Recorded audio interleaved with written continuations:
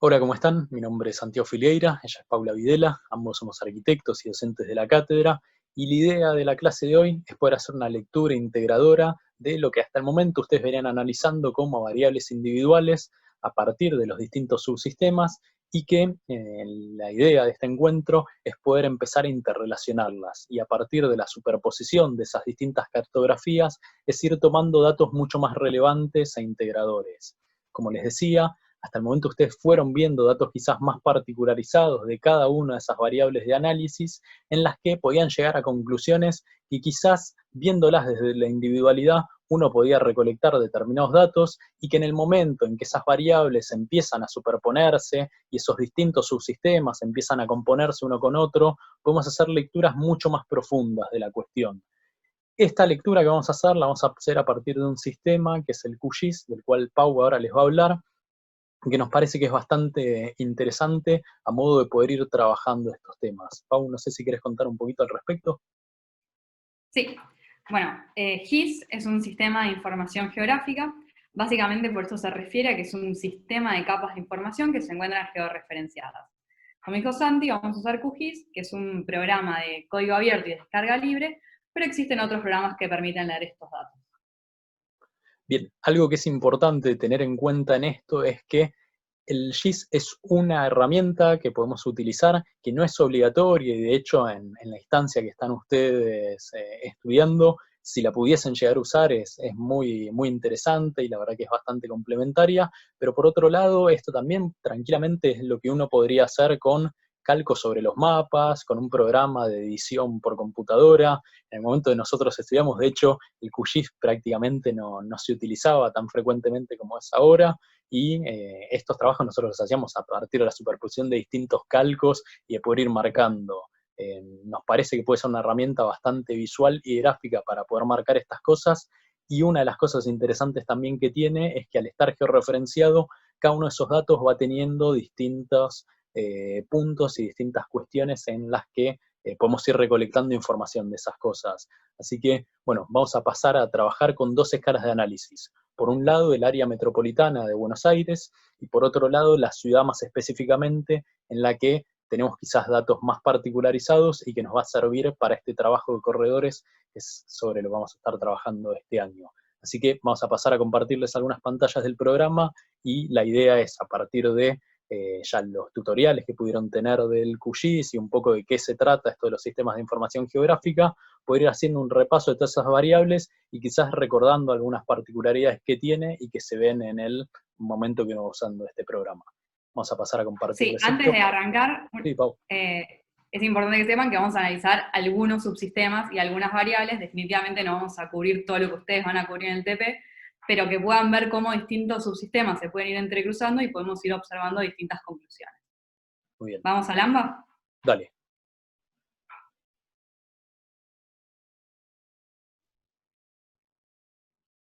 En pantalla pueden ver el programa abierto.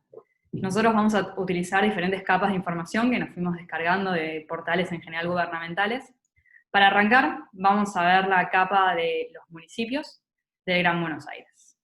Bien, esta capa es interesante porque podemos ver todo el área metropolitana con las distintas divisiones de las jurisdicciones. Por un lado, la Ciudad de Buenos Aires, y por otro lado, todos los municipios del Gran Buenos Aires. Sería interesante poder superponer con esto la densidad de población, por ejemplo, y en este caso esta densidad de población se ve como muy lavada, ¿no? Y eso tiene que ver con cómo el GIS por defecto va poniendo estas capas. No sé, Pau, si querés comentar un poquitito de eso, cómo se puede ir trabajando. Como dijiste, por defecto configura las diferentes variables. Si uno quisiese modificar las visualizaciones de esas variables, debería ir a propiedades. Y lo que puede hacer es elegir cómo se visualiza la capa y elegir eventualmente si tiene alguna variable sobre la cual simbolizarse. Nosotros en este caso utilizamos la densidad del censo 2010 y utilizamos una variable graduada, porque la base de censo es numérica y es continua. Se podría también utilizar una variable categórica si las variables fuesen de ese tipo. Una vez que se configura el mapa, nosotros tendríamos una visualización de la densidad mucho más acorde a lo que es realmente. Exactamente, en esto lo que es interesante es que ya esta variable no se va graduando a partir de cantidades iguales, o sea, decir, por ejemplo, bueno, divido eso en 5 categorías, todas iguales, 20%, 20%, y así sucesivamente, sino uno poder ir clasificando de acuerdo a lo que quiere ir mostrando, ¿no? En este caso podemos ir viendo cómo hay una congruencia en todos estos corredores, que si podemos superponerlo, por ejemplo, en las líneas de trenes y con las estaciones también, donde se van dando esas líneas de ferrocarril, vamos a ir viendo cómo esa densidad se fue ubicando siempre, bueno, desde lo que es la ciudad de Buenos Aires, vamos viendo cómo eso es un corredor norte y oeste, que se va marcando muy fiel, y por otro lado vamos viendo cómo más hacia la periferia, también en este caso podemos ir viendo cuestiones como estas, en las que nos vamos encontrando distintos puntos de mayor densidad alrededor de esas estaciones de tren, justamente, ¿no? Podemos ver también, por ejemplo, lo que serían las estaciones de trenes con mayores boletos vendidos, que es otra de las variables que podemos ir sacando, y en esto lo mismo, vamos viendo cómo esas van teniendo que ver con puntos de mucha mayor densidad. Eso quiere decir que viven bastantes personas alrededor de eso y que se va generando. Esto tiene que ver con una teoría urbana que es la teoría de la economía de mercado, que básicamente lo que va explicando es que la gente siempre va a tratar de estar en cercanía a la centralidad. Si no puede estar en cercanía a la centralidad, va a tratar de estar en cercanía a ese medio de transporte que lo va llevando a la centralidad. Bien, en este caso hay algo que es curioso porque uno ve que esas densidades de población que se van dando alrededor de las líneas del ferrocarril también van a ir coincidiendo con cuestiones relacionadas a las necesidades básicas insatisfechas. En este caso nos da un mapeo de lo que es el nivel socioeconómico de la población. Bien, en este caso esto es el NBI, sí, mejor dicho, el mapa de NBI, de necesidades básicas insatisfechas, del censo del 2001, en el que vamos a ir viendo, por ejemplo, sobre todo en la zona sur, ¿no? Muy patente cómo alrededor de lo que es el ferrocarril Roca se van dando los niveles socioeconómicos más altos. Pasa lo mismo con el corredor oeste, en todo lo que es el ferrocarril Sarmiento. Yo creo que en estas cosas es como muy notorio cómo es esa diferencia, ¿no?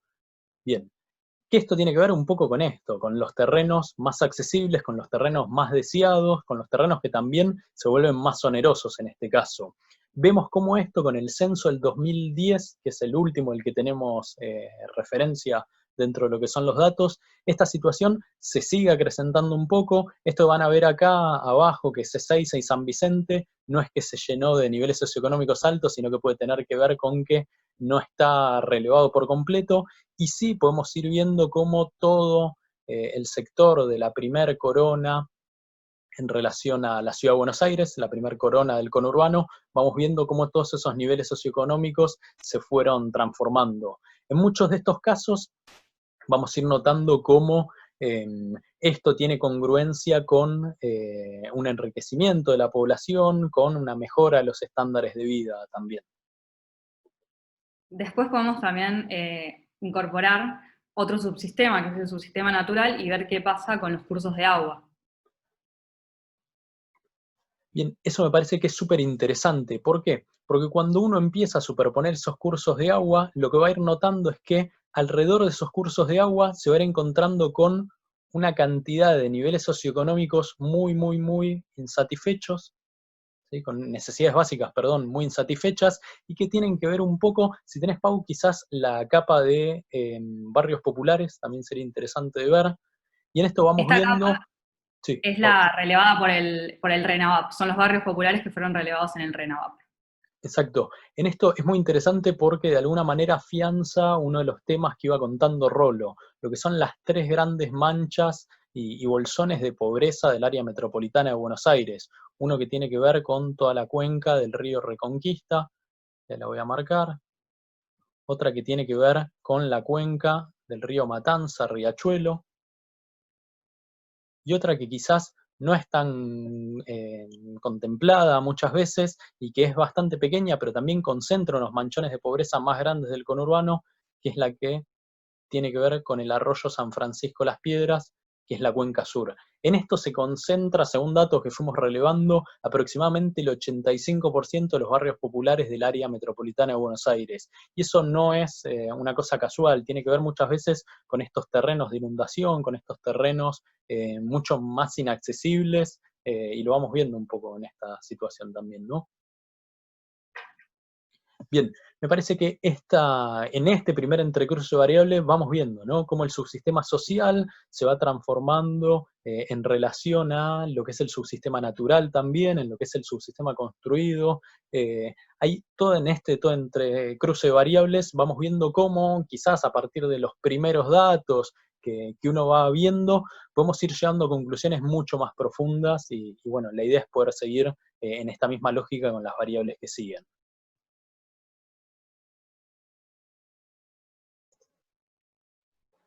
Muy bien, otra de las variables que quizás podríamos mostrar en relación al área metropolitana de Buenos Aires, en este caso lo mismo, teniendo la base de lo que es la jurisdicción de los distintos municipios, podríamos empezar viendo algo en relación al subsistema construido, a la infraestructura, y en este caso vamos a tener un mapa de abastecimiento de red cloacal, en el que lo mismo, vamos a ir viendo toda la zona de la Ciudad de Buenos Aires, por supuesto, abastecida en su gran mayoría, y después una relación también a lo mismo que veíamos antes, los corredores norte, el corredor oeste, en este caso el corredor sur también, fíjense cómo mantiene esa congruencia con los niveles socioeconómicos más altos, con la infraestructura de los ferrocarriles y con todo ese primer poblamiento de la mancha urbana. Vamos a ir viendo quizás dos vacíos urbanos grandes que voy a marcar acá, que son Campo de Mayo y el aeropuerto de Seiza, que uno los va a ver como abastecidos con red cloacal, y en este caso tienen que ver con eso, con que toma toda la mancha en general y que es el abastecimiento de esos grandes equipamientos.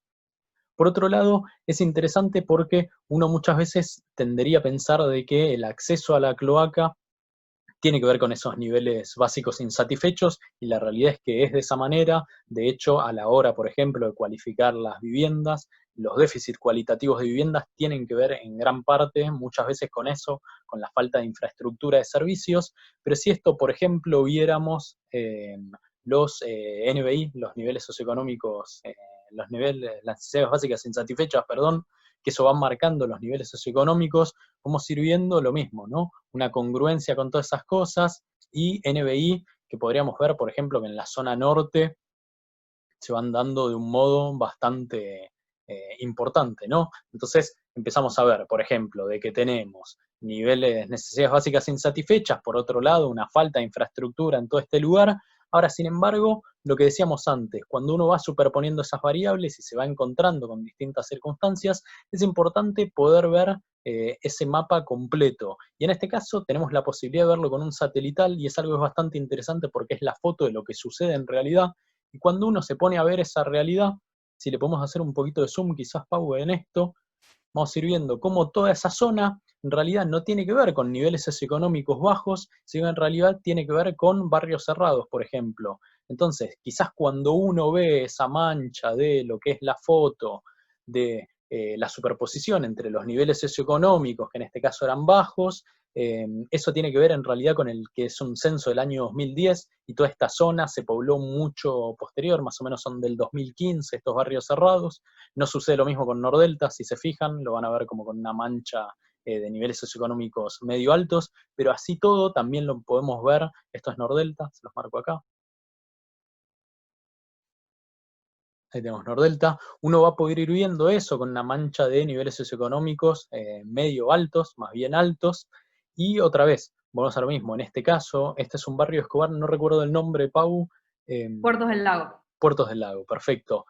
Lo mismo, uno tendería a ver, si viera la superposición entre la infraestructura que hay construida, en este caso de cloaca, y por otro lado con los niveles básicos insatisfechos del año 2010, podría decir, bueno, esto tendería a ser una zona bastante pobre, y cuando uno empieza a ver esa fotografía actual, empieza a ver cómo esa realidad cambia, ¿no? Entonces, muchas veces poder tener esa base satelital para la hora de mirar estas referencias, me parece que es algo que es bastante interesante y con lo que les puede aportar muchísimos más datos. Algo que sumo también con el tema de la infraestructura y en particular la red cloacal es como por ahí el centro Escobar, que se ubica acá, muestra que tiene como un abastecimiento mucho más importante de esta red, y que por ahí tiene que ver con la planificación que tuvo esa expansión de la ciudad, y no así la expansión hacia barrios cerrados. Exacto, hay algo, lo veíamos un poco en esto, ¿no? En las líneas del ferrocarril, en cómo fue todo ese proceso planificado de expansión de la mancha urbana y cómo todas estas zonas, ya puede ser con algún barrio popular o en este caso también incluso con los barrios cerrados, como esa falta de planificación y muchas veces supeditada que los mismos municipios vayan previendo esos crecimientos o que sea el mismo mercado básicamente el que los va previendo, cómo va trabajando, cómo el Estado muchas veces tiene que ir detrás proviendo infraestructura a estas cuestiones y no desde cero diciendo hacia dónde va creciendo eso. Bien, con esta variable creemos que podemos tomar un poco unas generalidades del área metropolitana y ahora vamos a tratar de concentrarnos dentro de la Ciudad de Buenos Aires para poder ir recolectando otros datos de bastante interés.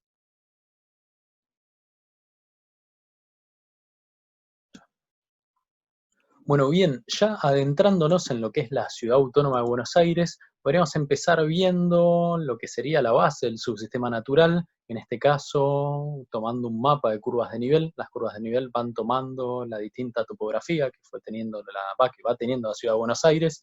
En este caso, por ejemplo, si lo superpusiéramos con la densidad de población y con lo que respecta ya a cómo se fue poblando ese territorio, vamos a ir viendo un poco la fotografía que responde a esta expansión de la mancha urbana. En este caso podemos ir viendo cómo el corredor norte y el corredor oeste fueron aquellos que se poblaron primero, que más se densificaron y que coinciden un poco con estos con estas topografías más altas de la ciudad de Buenos Aires.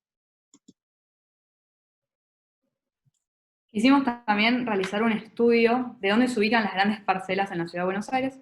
Entonces, para esto tomamos las parcelas que tienen más de 20.000 metros cuadrados y vemos dónde están ubicadas. Hay algo que es importante tener en cuenta en esto y tiene que ver un poco con esa localización de grandes parcelas en estas áreas bajas, precisamente fueron quizás las últimas en poblarse la Ciudad de Buenos Aires. Esas grandes parcelas que se destinaron, por un lado, para equipamientos y por otro lado, para espacios verdes. Vamos a ir viendo cómo sucede esto, tanto en el corredor norte como en el corredor sur. Por un lado, en el corredor norte, podemos ir viendo, si querés, Pau, podemos superponer la capa de áreas verdes, en donde vamos a ir viendo un Sí. poquito esas diferencias. La capa de áreas verdes es una capa que descargamos de los datos abiertos del gobierno de la ciudad, en donde se ve cómo ellos van catalogando estos distintos espacios considerados para ellos, espacios verdes. Bien, y en esto tenemos, por ejemplo, vamos a ir viendo como en la zona norte tenemos Ciudad Universitaria, tenemos Parque Norte, tenemos el Aeroparque también, tenemos el puerto, toda una serie de grandes equipamientos que le dan la espalda al río, ¿no? Esta situación que siempre hablamos de Buenos Aires llenando de equipamiento su costa, también el río visto desde otra lógica, que no es quizás la paisajística que tenemos en cuenta ahora, sino más visto como una infraestructura. Y por otro lado, en relación al riachuelo, un poco la misma situación, con, en este caso, el autódromo, ¿sí?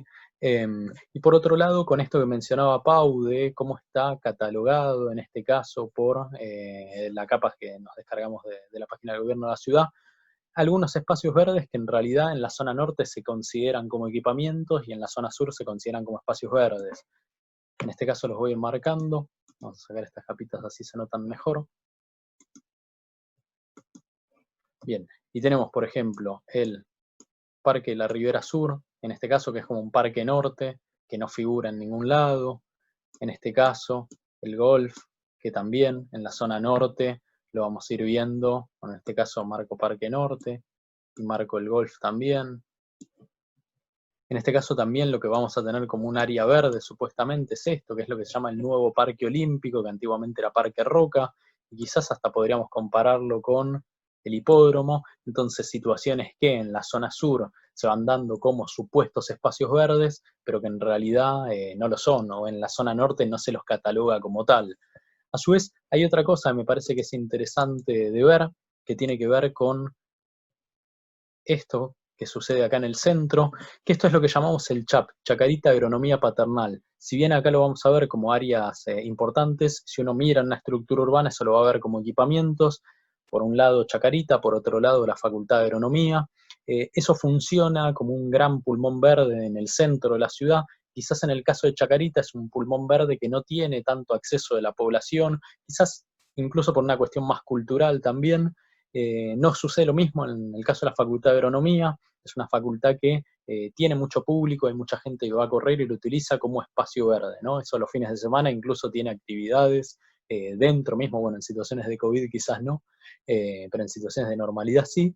Y bueno, y suceden estas cosas, ¿no? Se utiliza eso como un espacio verde importante. Y finalmente también, bueno, tenemos la reserva ecológica, que esto es un espacio verde también de escala metropolitana dentro de la ciudad. Por último, por ahí podríamos ver una variable en su sistema social que tiene que ver con los niveles socioeconómicos, en este caso representado por los NBI. Bien, ahí hay algo que es interesante en esto, también un poquito en lo que veíamos viendo antes, con esas curvas de nivel, y vamos a ir viendo cómo muchos de esos niveles socioeconómicos más bajos y de mayor vulnerabilidad se van dando en relación a esto, ¿no?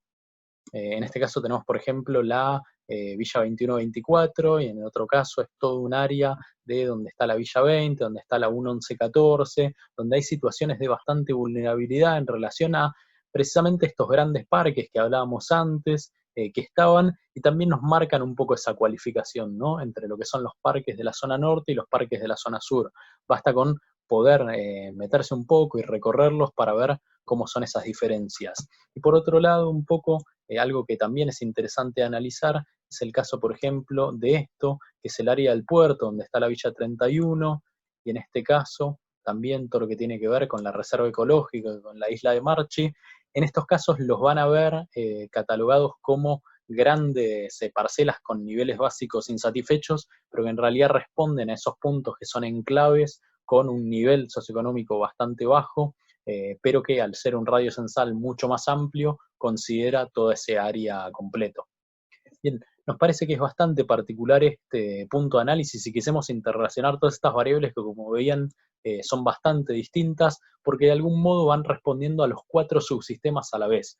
Volvemos a lo mismo, en esta lógica de poder superponer lo natural con lo construido, con lo social y con lo productivo, en este caso con lo productivo quizás no económico, pero nos parece un punto de análisis bastante importante, ¿no? Y volvemos a esto mismo, en esa superposición de las 4 variables, podemos ir sacando muchísimas más conclusiones que vistas quizás desde un punto más separado y desde la obviedad de la particularidad.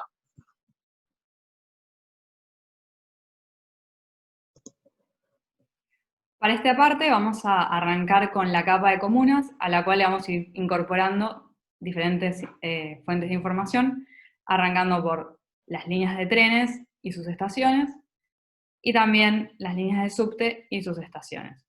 Incorporar el transporte, vamos a agregar la capa de densidad del censo 2010 que habíamos visto anteriormente. En esto un poco se replica lo que veníamos hablando en relación al área metropolitana, que tiene que ver con las distintas densidades, siempre en congruencia con estos medios de transporte.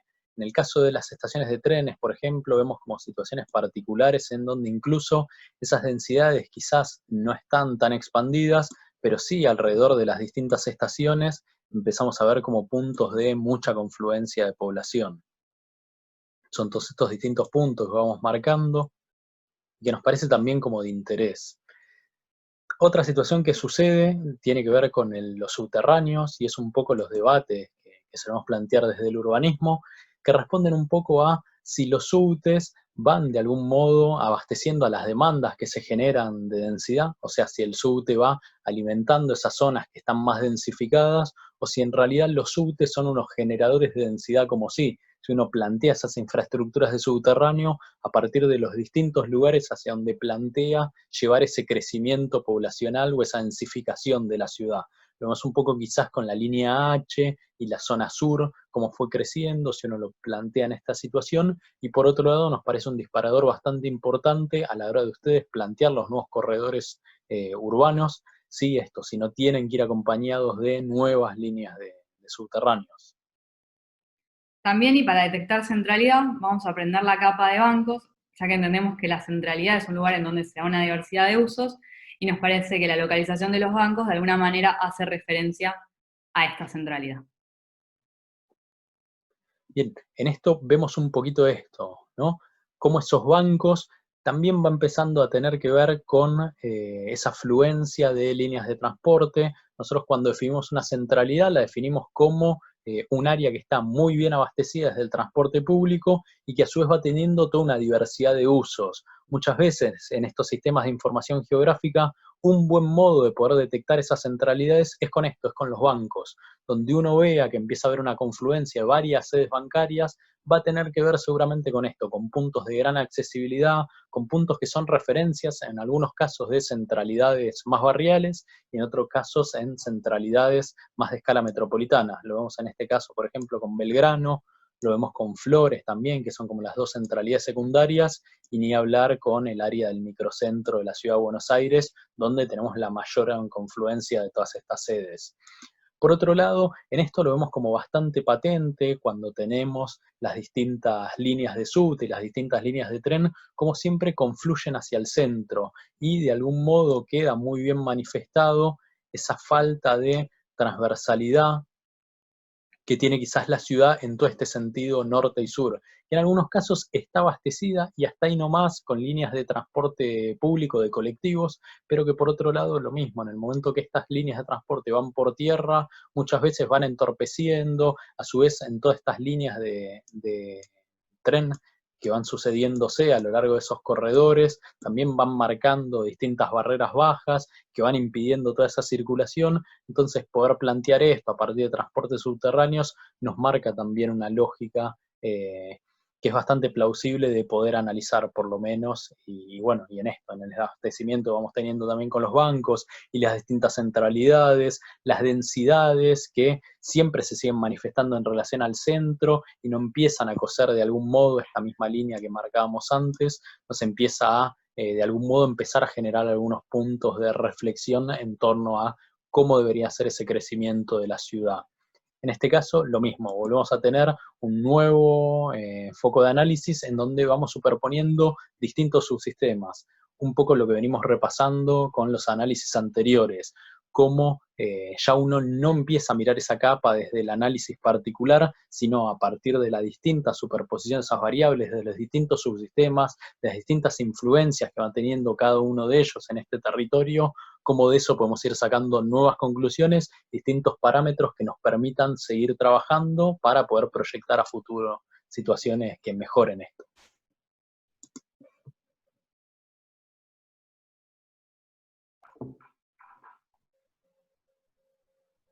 Como en la parte anterior, empezamos con el mapa de las comunas, esta vez incorporamos los barrios. Nos parece relevante la incorporación de los barrios porque ya en estas situaciones en las que vamos a analizar ahora es importante ver que en algunas comunas, por ejemplo la comuna 15 o la comuna 1, tenemos distintas situaciones de barrios que son como más particularizadas que desde la visión general de la comuna. La primera variable que vamos a incorporar son las obras iniciadas. En primer lugar, las obras iniciadas en 2018, obras iniciadas en 2019 y obras iniciadas en 2020. Bien, en esto vamos viendo cómo nuevamente los corredores norte, el corredor oeste, son principalmente los que más predominan, pero en este caso empezamos a encontrarnos nuevos barrios, puede ser Saavedra, puede ser Villa Urquiza, puede ser todo el área de Liniers, Mataderos también en algunas zonas, Devoto ni hablar, Villa del Parque, empiezan a aparecer nuevas zonas que tienen muchas obras iniciadas, y de nuevo la zona sur bastante relegada en esa situación. En el caso de la Comuna 1 quizás tiene que ver con que ya es una zona que está por demás saturada y es raro que se inicien nuevas obras, pero lo mismo, vemos cómo dentro de esto todos esos corredores que ya teníamos bastante densificados siguen manteniendo un poco esta lógica. Y en eso Pau pudo componer un mapa agrupando netamente las obras de vivienda y de algún modo esta situación se vuelve a manifestar. En este caso con las viviendas vamos viendo cómo hay una concentración en lo que son los corredores principales de la ciudad, que en muchos casos se van superponiendo eso con los límites interjurisdiccionales de las comunas, porque tienden a ser avenidas quizás más grandes, y bueno, un poco en esta lógica de poder ir viendo cómo se van distribuyendo todas esas viviendas, vamos a ir viendo también qué relación hay con los precios en los que se van vendiendo esas viviendas o se van sometiendo al mercado. En este caso, este mapa lo que va mostrando son todos los valores de venta, mientras más oscuro habla de mayores precios de estas viviendas, y de algún modo, bueno, estas viviendas no son las viviendas nuevas, sino que son todas las viviendas que están puestas en el mercado. Y lo mismo, vemos cómo hay un crecimiento en toda la zona de norte, en el caso de Puerto Madero también, en el caso de Caballito y la zona de Caballito Flores, vemos también como hay una concentración en altos valores del suelo, que esto responde muchas veces a las centralidades, en Belgrano ni hablar. Entonces, un poco esto, ¿no? Vamos viendo cómo se van incrementando esos valores del suelo siempre en los corredores más densificados. Esto también lo podemos ver de otra manera, que es con mapas de calor. Los mapas de calor son mapas que van midiendo esa concentración y esas intensidades, que quizás cuando uno lo ve con los puntitos como antes, no logra identificar dónde se van dando esas mayores concentraciones. No sé, Pau, si querés comentar un poquitito de qué modo se puede plantear este mapa de calor. Sí, un mapa de calor se puede crear de la misma manera que habíamos visto cómo cambiar la visualización de las distintas variables desde propiedades. En la simbología, una de las opciones que tenemos es mapa de calor y después se puede ponderar. En este caso, lo estamos ponderando por el precio de venta del metro cuadrado. Y ahí se pueden ver en dónde son estos focos, en donde el precio es claramente más intenso, en este caso más alto. Y siguiendo un poquito con esto, nos parece bastante relevante poner esta cuestión a debate. ¿Por qué? Porque nosotros estamos encontrándonos una superposición de nuevo, distintas variables y distintos puntos a tener en cuenta. Y acá lo que estamos viendo es que en la parte de la ciudad donde más viviendas se producen, es donde veíamos que más densidad hay y donde veíamos que más altos son los valores del suelo.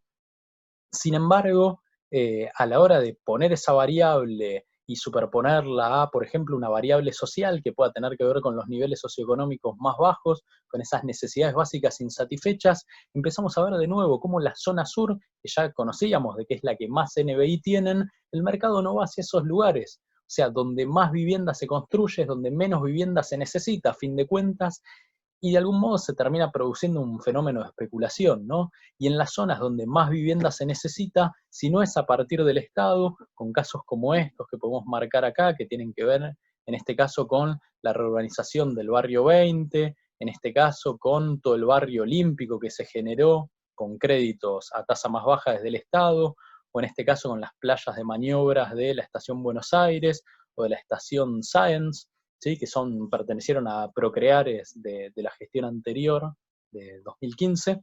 Y en este caso lo mismo, si no es el Estado el que viene a construir esas viviendas en los lugares donde más necesidad de viviendas hay, el mercado no va a venir. Entonces, lo mismo, muchas veces por más de que uno lo impulse a partir de valores de terreno bajo, el mercado nunca iba a ir a eso y siempre va a ir respondiendo a esos lugares donde menos lo necesitan, donde más desarrollo hay y donde los valores del suelo, a fin de cuentas, son más altos.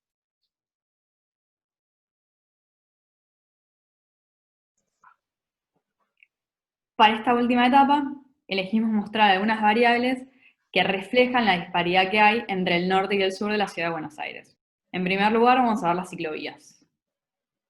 Bien, en lo que respecta a las ciclovías, por un lado es interesante poder analizar cuáles son las extensiones de eso, cuál es el tamaño que tiene la ciudad de Buenos Aires en relación quizás a otras ciudades en donde la movilidad en bicicleta está como mucho más abordada. La persona que tiene que ir desde Devoto hasta el microcentro tiene una distancia que es bastante larga y no es la misma quizás de una persona que está en Ámsterdam o en Copenhague, que son ciudades modelos en el uso de la bicicleta.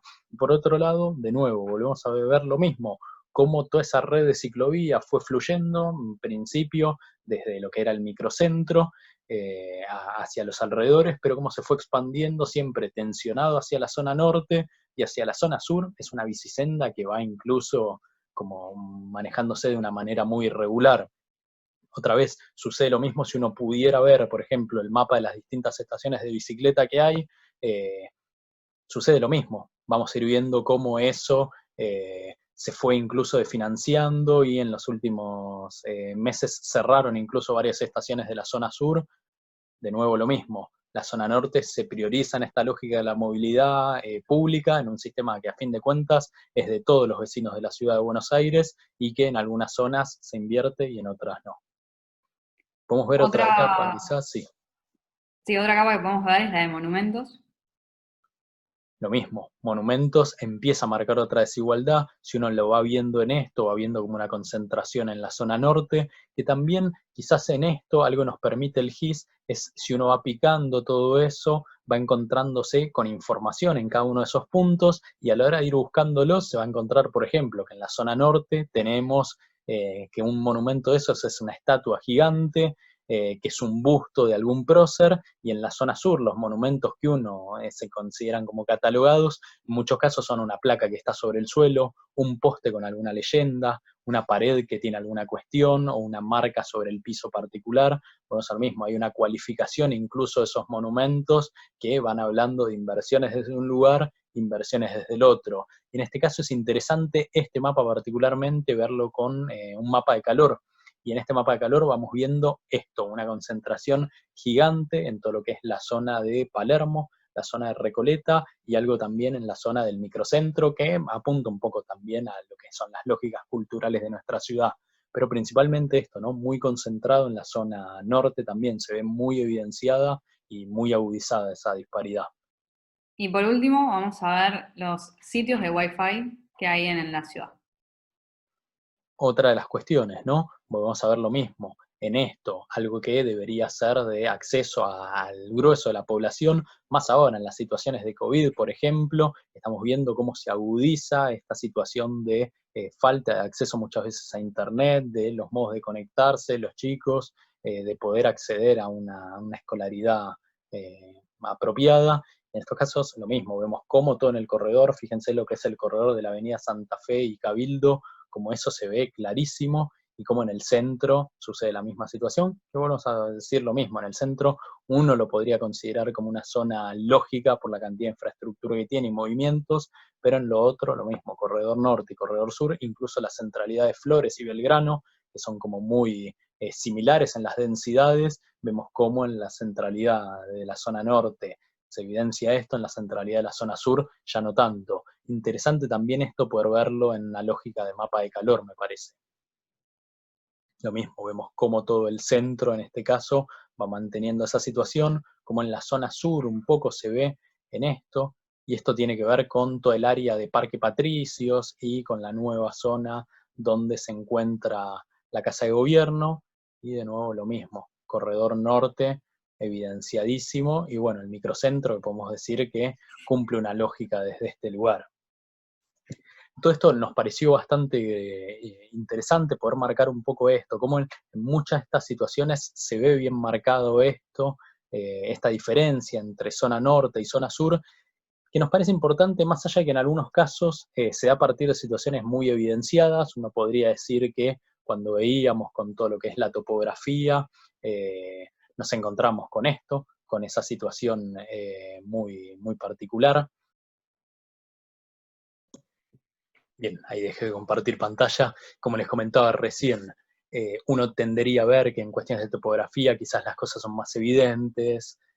La zona sur fue la que más tardó en habitarse, donde en la relación al riachuelo se ocuparon esos equipamientos, en donde la población es la que mayor SNBI tiene, y después situaciones en donde quizás cuando empezamos a ver ya esa superposición o esta cuestión, por ejemplo, como veíamos antes con los valores del suelo, o en esta última situación con ya los monumentos o situaciones ya de garantizar a toda la ciudadanía en general acceso justo a los mismos servicios, empezamos a ver un poquito más marcado esto.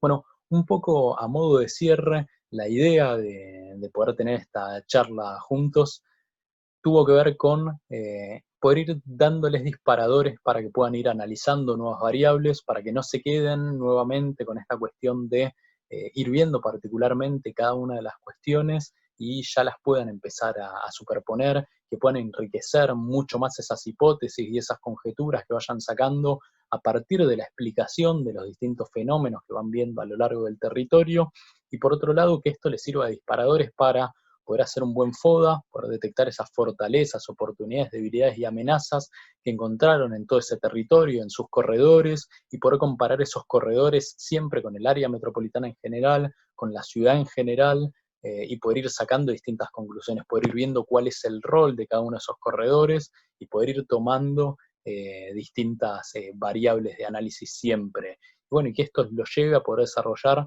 muy buenas propuestas, siempre teniendo en cuenta esto, ¿no? Que ese análisis y ese diagnóstico va a ser lo más importante para saber sobre eso qué es lo que uno va proyectando y poder detectar realmente cuáles son las distintas fortalezas y cuáles son las distintas debilidades que se van encontrando. Bueno, gracias por compartir este encuentro con nosotros. Bueno, y nos Esperamos. vemos pronto en el taller y si no, quizás en la presencialidad. Hasta luego.